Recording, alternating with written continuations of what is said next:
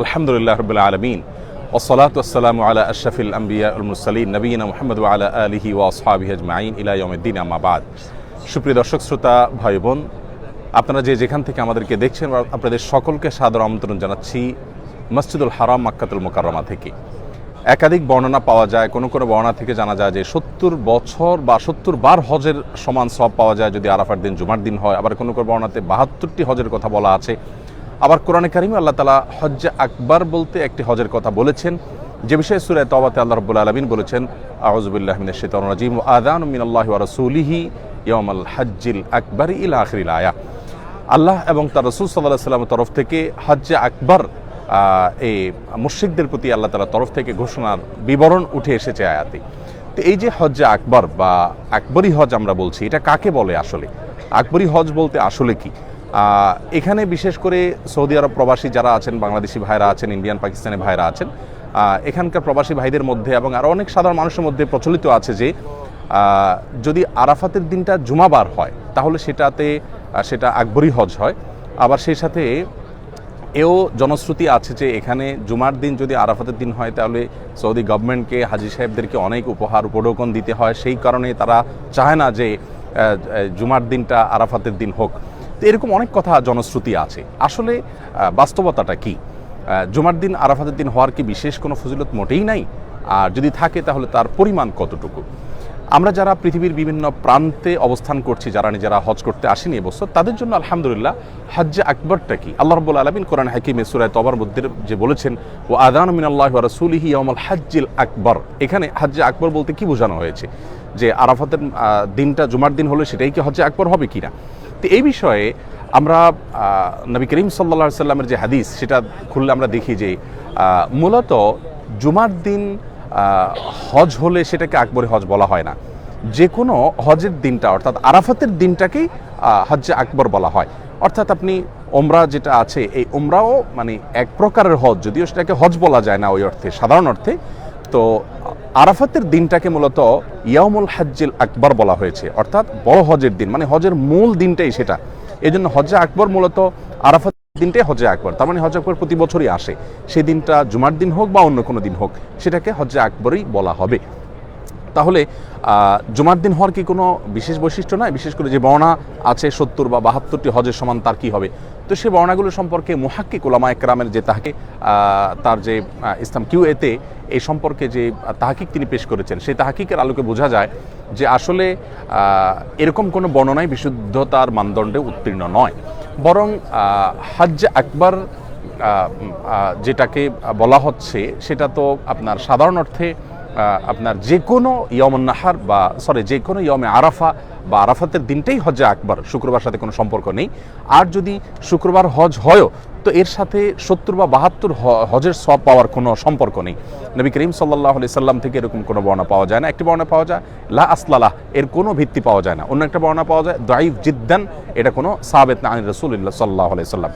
অতএব আরাফাতের দিনটা জুমাবার হলে 70 হজ বা 72 হজের সওয়াব হবে, এটি একেবারেই বলা যেতে পারে ভিত্তিহীন, এর কোনো গ্রহণযোগ্যতা নেই।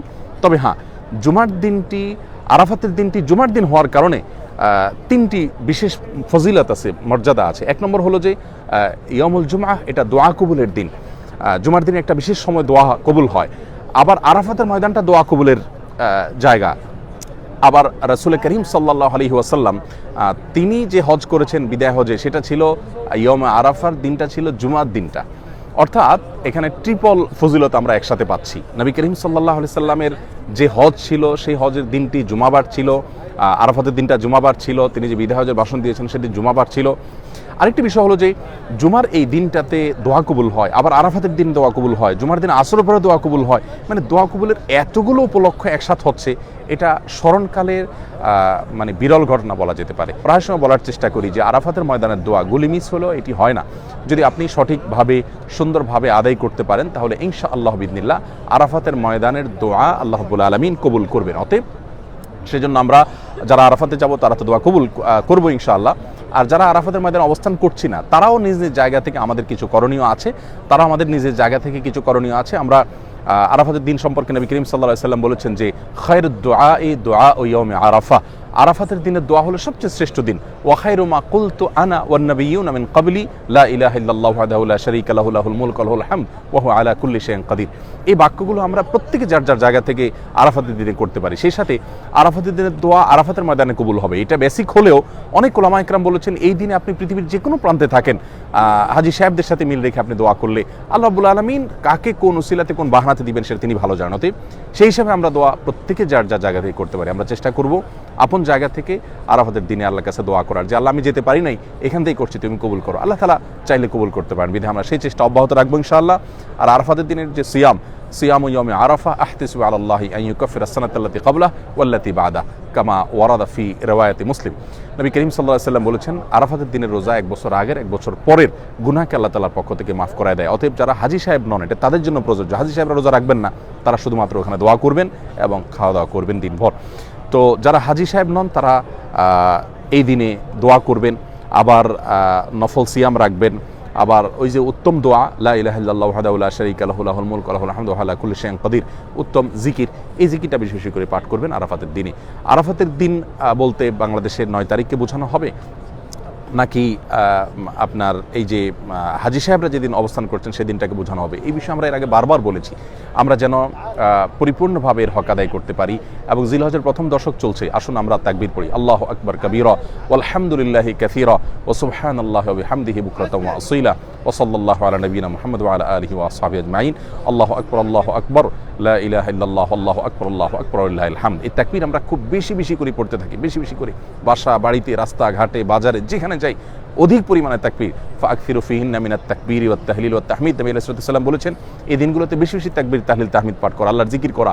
ইবাদতের দ্বিতীয় বৃহত্তম মৌসুম, রমজানের পর সবচেয়ে বড় মৌসুম ইবাদতের। অতএব এই মৌসুমের প্রতিটি সেকেন্ডকে, প্রতিটি মুহূর্তকে আমরা কাজে লাগাবার চেষ্টা করি। আলহামদুলিল্লাহ, আল্লাহ তাআলা আমাদের সবাইকে সেই তৌফিক দান করুন। আমরা আরাফাতের ময়দান থেকে আসুন্নাহ ফাউন্ডেশনের হিতাকাঙ্ক্ষী, আসুন্নাহ ফাউন্ডেশনের ডোনার মেম্বার, লাইফ মেম্বার, স্বেচ্ছাসেবক এবং যতভাবে আমাদের সাথে সম্পৃক্ত আছেন সকলের জন্য আমি এখানকার ওমরাতে, হজে, সকল দোয়াতে আমি শামিল করি। আল্লাহ ফাউন্ডেশনের পরিবারের সবাইকে তুমি মাফ করে দাও, সবার উপর তুমি সন্তুষ্ট হও, সবার দুনিয়া আখিরাতের কল্যাণ দান করো। আমি প্রত্যেকটা দোয়া কবুলের জায়গায় দোয়া করি, ইনশাআল্লাহ এবারও করবো। আপনারা আমাদের জন্য দোয়া করবেন ইনশাআল্লাহ বিইذনিল্লাহ। আবারও বলছি, এবার আরাফাতের দিনটা কোনোভাবে যাতে মিস না হয়, আল্লাহ রাব্বুল আলামিন আমাদের সবাইকে তৌফিক দান করুন। আমরা এই দোয়া অব্যাহত থাকবো ইনশাআল্লাহ। বাংলাদেশে এখন গভীর রাত হলেও এখানে এখনো মাগরিবের আজান হয় নাই, একটু পরে মাগরিবের আজান সম্প্রচার হবে ইনশাআল্লাহ। আজানও আপনারা শুনতে পাবেন এবং লাইভ আজানের জবাব দিয়ে আজানের জবাব দেওয়ার যে বিপুল ফজিলত সেটা ইনশাআল্লাহ আমরা আদায় করে নিতে পারবো। আর শেষে একটা ঘোষণা দিই আপনাদেরকে, আসুন্নাহ ফাউন্ডেশন এবছর কোরবানির গোশত সংগ্রহ এবং সেটিকে মফস্বলে বা গ্রাম এলাকায় গরিব মানুষদের জন্য বিতরণের প্রকল্প হাতে নিয়েছে। আপনারা প্রত্যেকে এই প্রকল্পে অংশগ্রহণ করতে পারেন, বিশেষ করে ঢাকার মানুষরা যারা ন্যূনতম 15 কেজি দিবেন তাদেরকে আমরা তো অনুরোধ করবো ফাউন্ডেশন আফতাবনগর অফিসে পৌঁছে দেওয়ার জন্য, যেহেতু আমাদের লোকবল খুব বেশি নাই। আর যাদের পৌঁছানোর ব্যবস্থা নাই তাদেরটা আমরা কালেকশন করে নেব ইনশাআল্লাহ।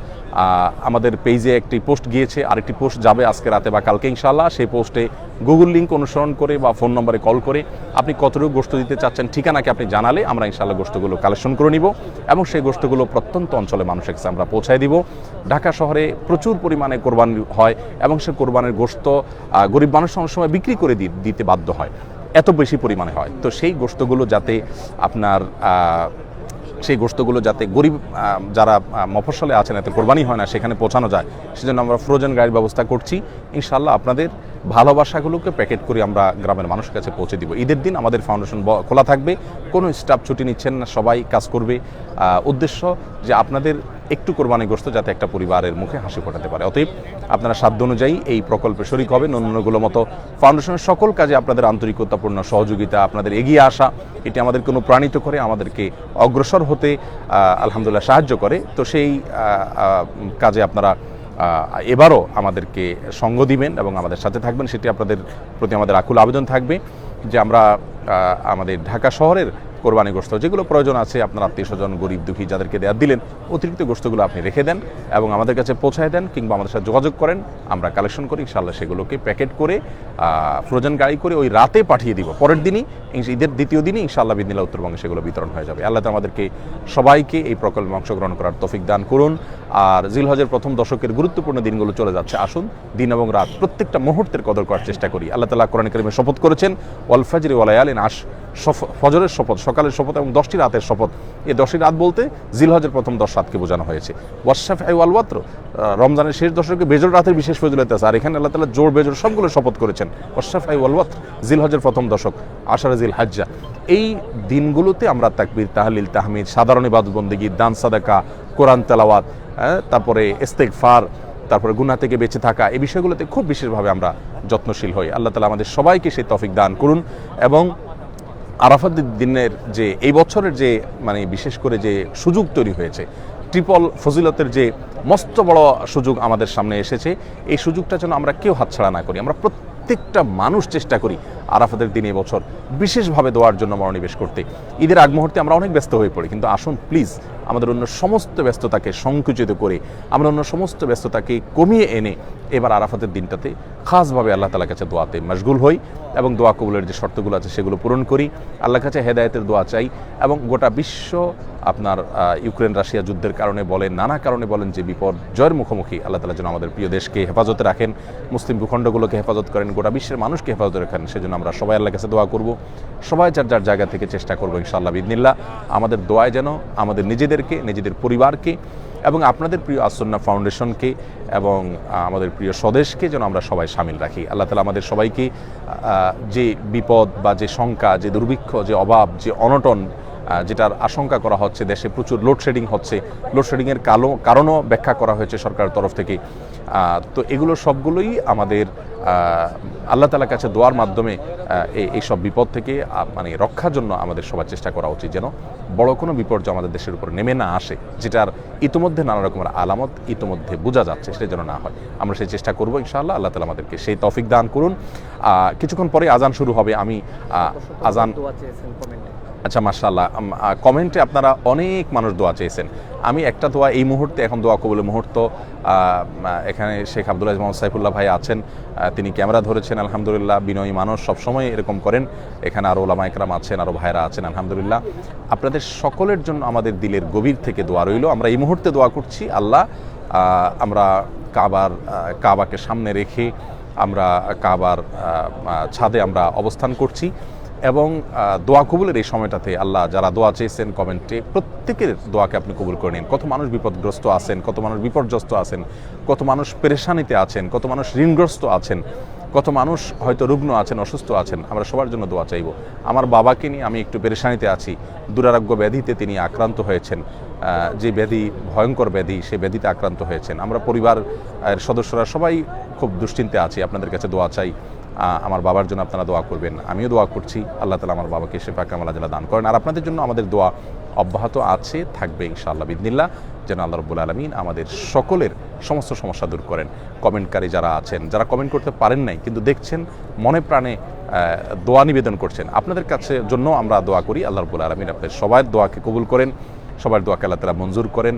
আমাদের সবাইকে আল্লাহ তাআলা জান্নাতুল ফিরদাউসের আঙ্গিনা, এখানে যেরকম দেখতে পাচ্ছেন সবাই আমরা একত্র হয়েছি, আসলে এই হারামের আঙ্গিনা একত্রিত হওয়ার যে আনন্দ, আল্লাহর শপথ করে বলছি, পৃথিবীর অন্য কোনো কিছুর সাথে এই স্বাদকে, এই তৃপ্তিকে তুলনা করা যাবে না। পৃথিবীর বহু স্বাদ আস্বাদন করার সুযোগ আমাদের হয়েছে আলহামদুলিল্লাহ, কিন্তু এই কাবার আঙ্গিনায় হাজিরা দেওয়ার যে স্বাদ, এখানে সেজদা দেওয়ার যে স্বাদ, এখানে দোয়া করার যে স্বাদ, এখানে ইবাদতের যে স্বাদ, সেটা আসলে বর্ণনা করে বোঝানো কঠিন। আমি দোয়া করি আল্লাহ তাআলা আমাদেরকে যারা দেখছেন, আপনাদের সকলকে এখানে আসার তৌফিক দান করুন। জাযাকুমুল্লাহ খাইর। আজানের জবাব দেই আমরা। আল্লাহু আকবার, আল্লাহু আকবার।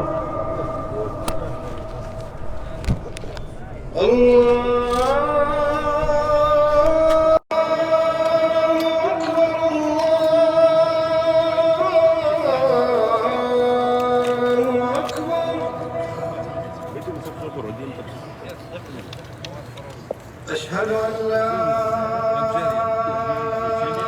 إله إلا الله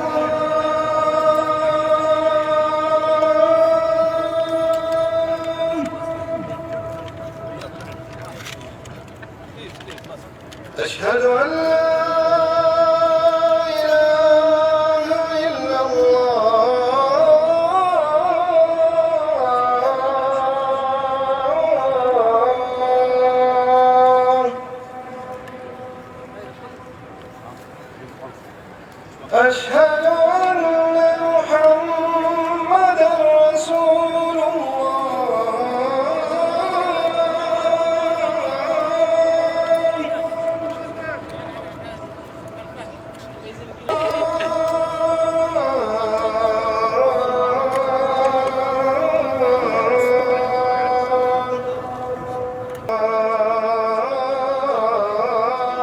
الله أكبر. الله أكبر. الله أكبر. لا